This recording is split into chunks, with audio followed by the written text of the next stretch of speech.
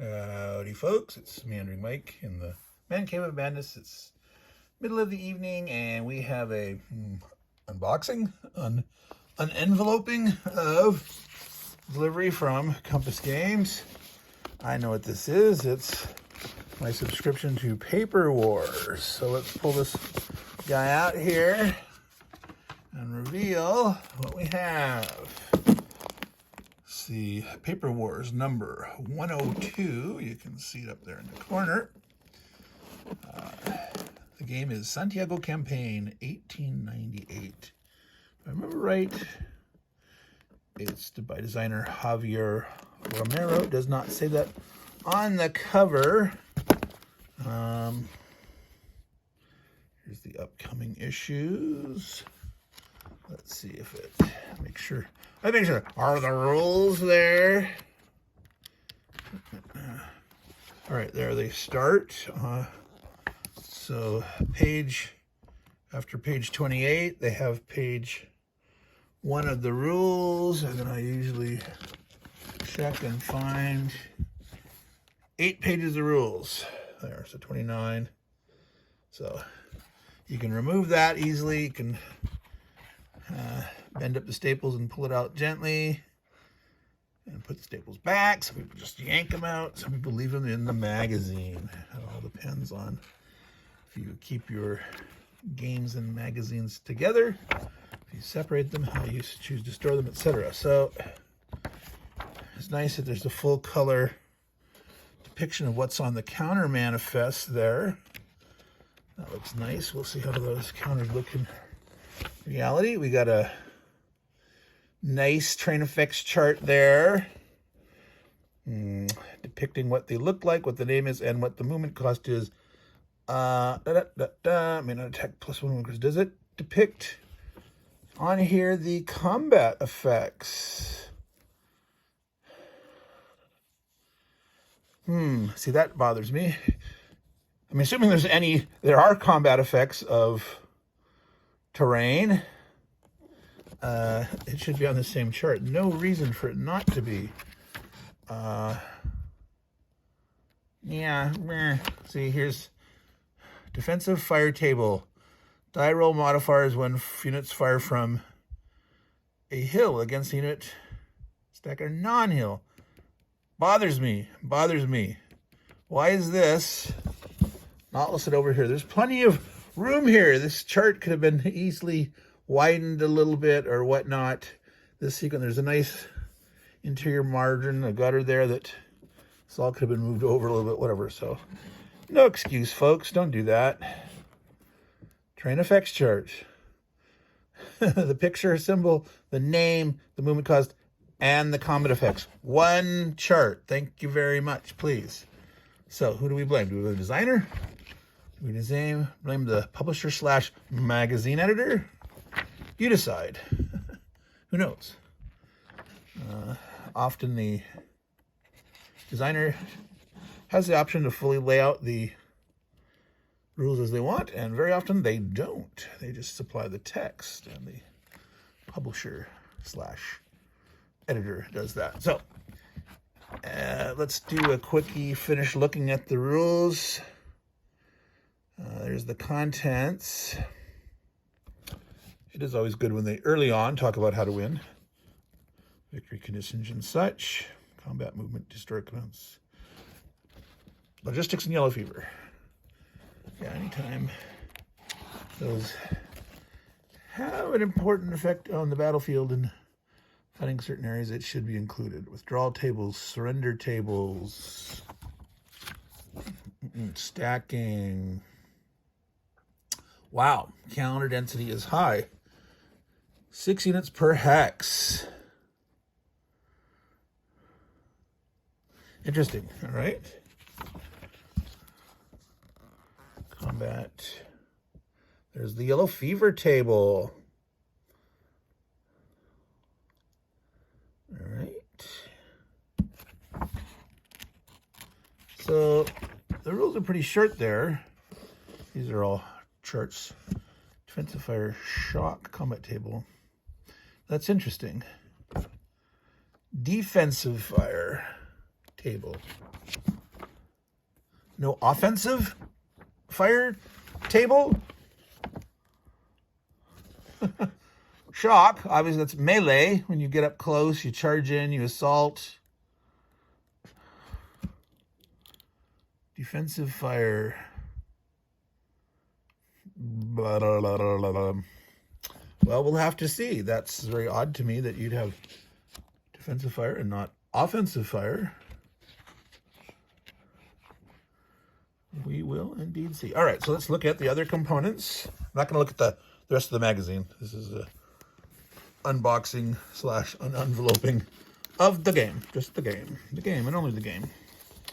All right, so I can see very large hexes, and that is nice when you have a stacking of 6. Okay, they repeat the train effects chart here. That's good, but yet again, doesn't have the combat effects there.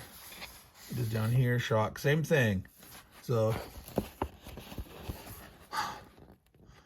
I'm assuming you use the same table if you shoot offensively. Doesn't make sense to me to only have defensive fire. And offensively, you're always using the shock table.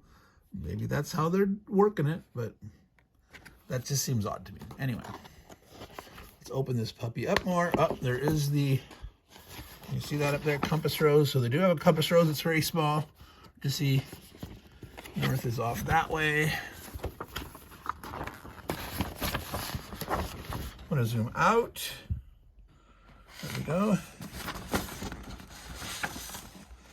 You can see Santiago Harbor, Santiago de Cuba.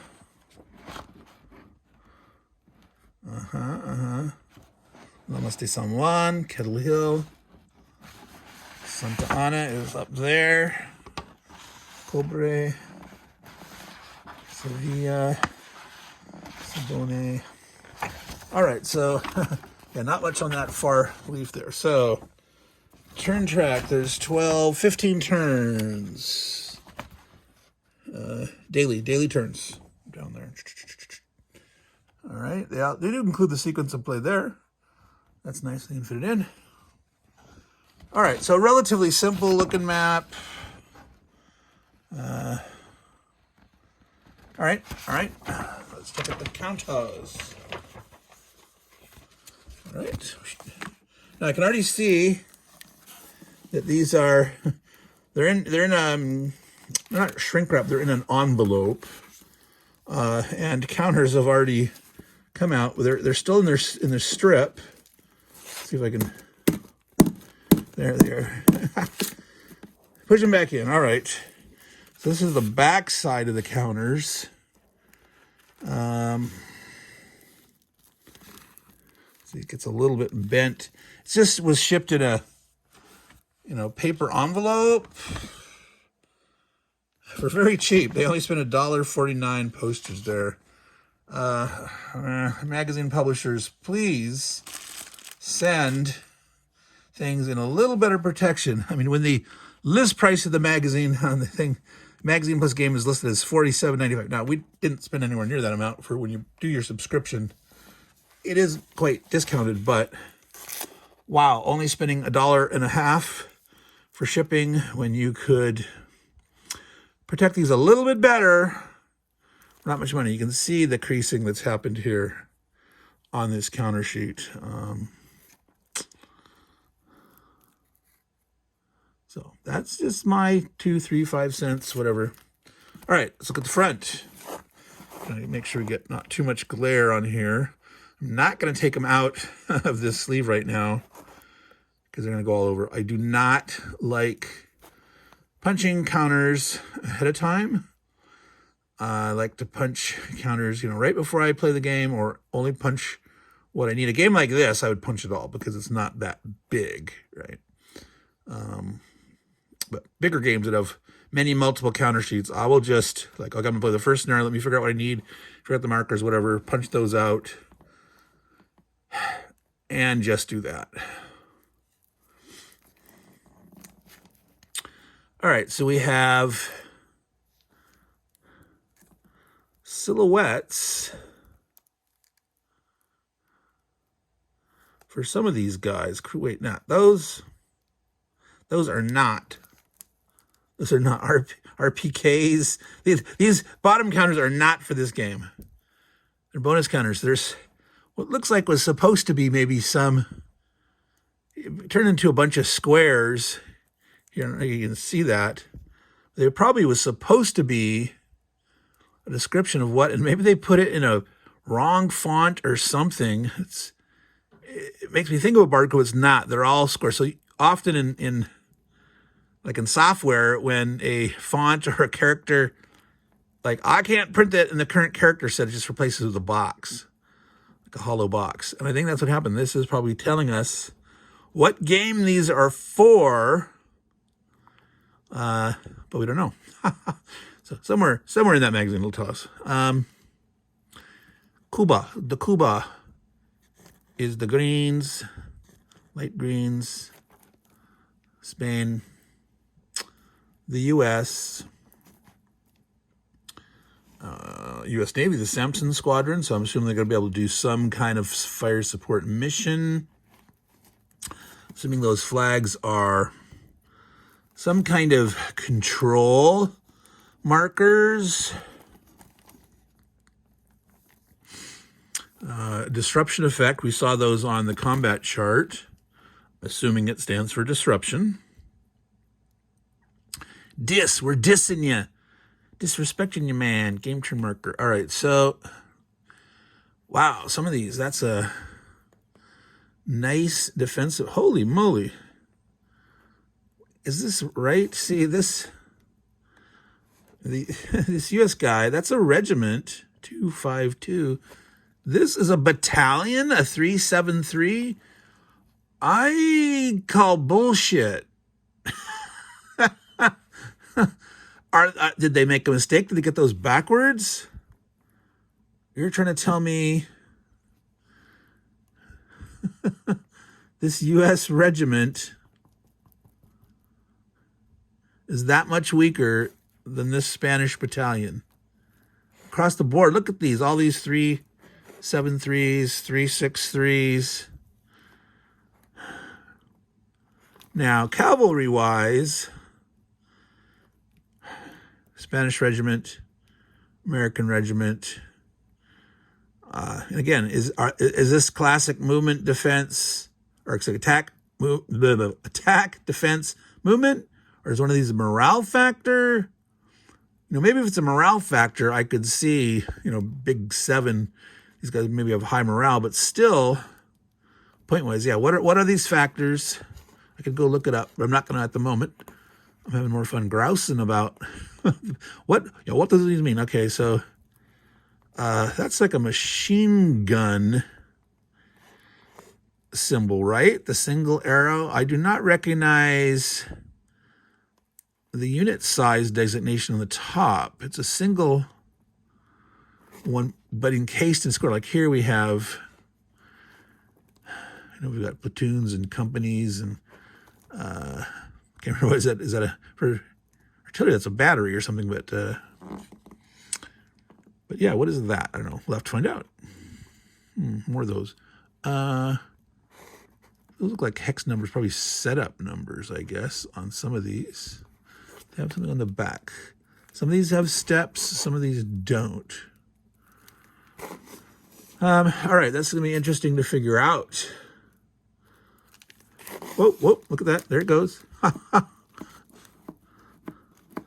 They're just falling right out, which means it's easy die cutting.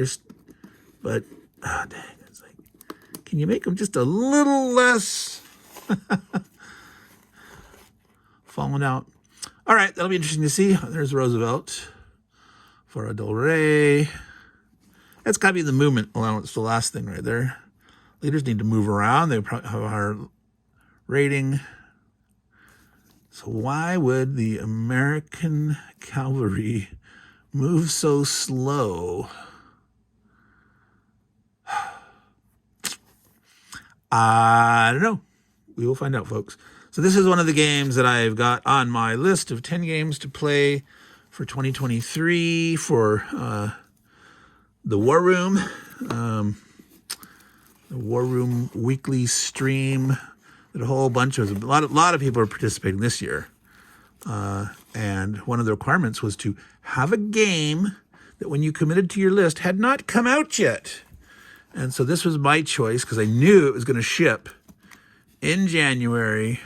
I didn't want to wait. I didn't want the anxiety. Will my game ever come out? Are they going to cancel it? Is it, because some of those other things that people are waiting on, they're taking a risk. Like maybe something happens and it doesn't release this year. So I went the easy route and I looked at the top of the Compass Games release schedule and grabbed me this game. So anyway, well, that's Meandering Mike here, Man Cave of Madness, looking at a magazine game, Santiago, 1898. Here we are. And Paper Wars number 102. Oh yeah, we were going to double check to see. Here we go. Javier Romero Munoz. All right. This is the game designer. All right. Okay. I believe this is based on an old design. I'm not sure how many years ago that Paper Wars, quite a number of the ones that they do are redesigns, reissues. They've done a lot of Simulations Canada games over the last couple of years and stuff. This, I'm pretty certain, was not a Sim Canada game, but I do believe it's at least based on an older game. It's probably specified in Board Game Geek. If you use that as a resource, you can find out there. So, all right, folks, I'm going to call it quits here on this. We'll go and find out about those unit counters, what the values represent. See if I can get to the bottom of why would a Spanish battalion look so much stronger than an American regiment? Or was there a boo-boo on the counters and were the sizes backwards? Are these regiments and that's a battalion? I don't know. Some of them here are regiments. I don't know. We will find out. All right.